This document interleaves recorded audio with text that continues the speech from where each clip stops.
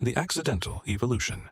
How cats walked into our lives, right at this very moment. Somewhere in the world, millions of cats are sleeping soundly on human beds. They are pampered, they are named, they get expensive toys, premium food, and some even have their own Instagram accounts. But about 10,000 years ago, their ancestors were solitary killers of the desert, not loyal like dogs, not living in packs, not taking orders from anyone. And if a Stone Age human spotted one in the dark, their first reaction probably wouldn't be, "Oh, how cute." Instead, it would be, "Watch out." The self-domestication of a predator. The strange thing is, humans never actually decided to domesticate cats. There was no grand plan. There were no large-scale hunting expeditions. Nobody ever said, "Let's turn this species into pets." The truth is, cats walked into human civilization entirely on their own. And that whole story began with garbage, mice, and an accident of history. About 10,000 years ago, humans began doing something unprecedented in history. They stopped migrating. In the ancient Middle East, an area known as the Fertile Crescent, humans started cultivating wheat and storing grain. And those very first human granaries ended up creating a brand new problem: mice. Swarms of mice descended upon these primitive granaries like an endless buffet. Wherever there was grain, there were mice. And wherever there were mice, predators followed. From the surrounding deserts, the African wildcat began creeping closer to human settlements. Initially, this was a purely pragmatic relationship. Cats hunted mice. Humans saved their food. No contracts were signed. But nature quietly began a selection process that would last for thousands of years.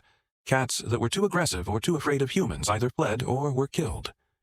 Meanwhile, individuals that were less aggressive, more curious, and more tolerant of being near humans secured more food, faced fewer dangers, and survived better.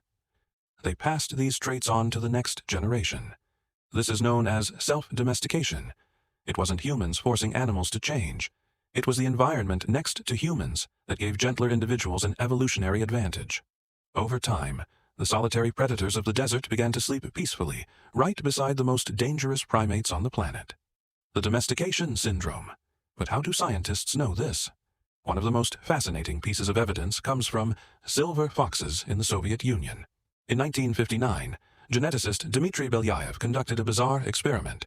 He selected only the least human-fearing foxes to breed.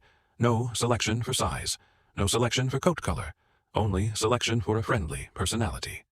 What happened after just a few generations was astonishing. The foxes began to wag their tails like dogs, vocalize more, and crave human affection. But it wasn't just their behavior that changed. Their ears flopped, their muzzles shortened, white spots appeared on their fur, and their bodies grew smaller. This is called the domestication syndrome.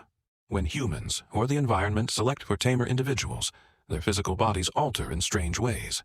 Scientists believe this is linked to neural crest cells, a group of cells that simultaneously affect stress hormones, facial bone structure, coat color, and behavior.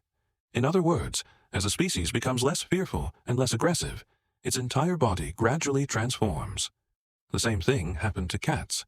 Compared to the African wildcat, today's domestic cats have shorter faces, a wider variety of vocal communications, and notably, they retain many juvenile behaviors even into adulthood. Take the meow, for instance. Adult cats in the wild almost never meow at each other. The meow is a tool cats developed primarily to communicate with humans. In a sense, cats learned how to talk to us, from guardians to companions. As this bond deepened, both sides changed. Humans no longer just tolerated cats. They began to need them. In ancient Egypt, cats became the bodyguards of the national granaries, protecting grain from rodents and snakes. In a world where a bad harvest could wipe out an entire city, a cat was sometimes worth more than gold. Gradually, cats followed humans across the globe, on merchant ships, along trade routes, and through ancient empires. And in return, humans began to change because of cats, too. Modern research shows that petting a cat can lower cortisol, the stress hormone, and boost oxytocin, the chemical linked to bonding and security. A cat's purr, with its specific vibration frequency, is even studied for its ability to aid relaxation and mental recovery. Yet, cats never completely submitted to humans the way dogs did. They still retain the vast majority of their primitive hunting instincts. Perhaps that is why many cat lovers find them so special. You don't own a cat. You are merely accepted by it. And that is a very different feeling. The price of the bond. But all domestication comes with a price. Today, many cat breeds are bred for an adorable appearance, to the point of suffering severe health issues. Some flat-faced breeds struggle to breathe their whole lives. Many have lost the ability to survive in the wild. And millions of stray cats live precarious lives in cities they were never evolved to inhabit. Furthermore, domestic cats have become an ecological threat in many regions, hunting birds and small wildlife in staggering numbers. This is the dark side of human interference in nature. Yet, amid all of this, there is an extraordinary archaeological discovery. In 2004, archaeologists on the island of Cyprus uncovered a grave dating back roughly 9,500 years. Inside, a human was buried right alongside a cat. It wasn't food. It wasn't a sacrificial ritual. It looked like a companion. This happened thousands of years before Egypt ever worshipped cats. It means that from the very dawn of civilization, a bond existed between humans and this small creature that went far beyond hunting mice or trading favors. Perhaps throughout thousands of chaotic years of human history, amidst wars, famines, and darkness, there has always been a small creature quietly lying beside us. It doesn't speak our language. It doesn't understand our world, but it still chooses to stay. And who knows?